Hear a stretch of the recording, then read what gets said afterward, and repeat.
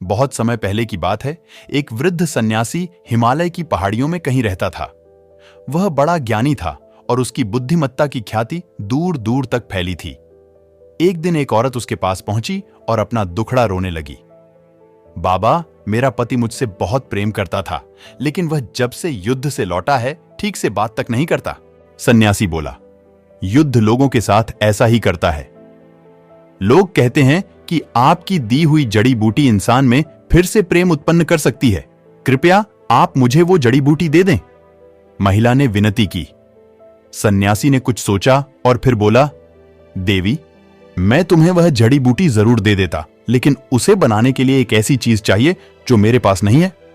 महिला बोली, आपको क्या चाहिए, मुझे बताइए, मैं लेकर आऊंगी। सन्यासी बोला, मुझे बाघ की मूंछ का एक बाल चाहिए। अगले ही दिन महिला बाघ की तलाश में जंगल में निकल पड़ी। बहुत खोजने के बाद उसे नदी के किनारे एक बाघ दिखा। बाघ उसे देखते ही दहाड़ा। महिला सहम गई और तेजी से वापस चली गई। अगले कुछ दिनों तक यही हुआ। महिला हिम्मत करके उस बाघ के पास पहुंचती और डर कर वापस चली जाती। महीना बीतते बीतते बाघ को महिला की मौजूदगी की आदत पड़ गई और अब वह उसे देखकर सामान्य ही रहता। अब तो महिला बाघ के लिए मांस भी लाने लगी और बाघ बड़े चाव से उसे खाता।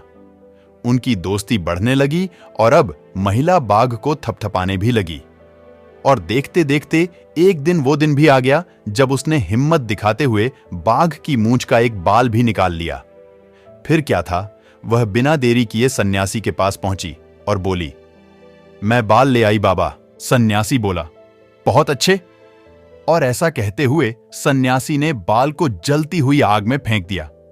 अरे ये क्या बाबा, आप नहीं जानते, इस बाल को लाने के लिए मैंने कितने प्रयत्न किए और आपने इसे जला दिया। अब मेरी जड़ी बूटी कैसे बनेगी? महिला घबराते हुए बोली, अब तुम्हें किसी जड़ी बूटी की जरूरत नहीं है। सन्यासी बोला, जरा सोचो, तुमने बाघ को किस तरह अपने वश में किया। जब एक हिंसक पशु को धैर्य और प्रेम से जीता जा सकता है, तो क्या एक इंसान को नहीं?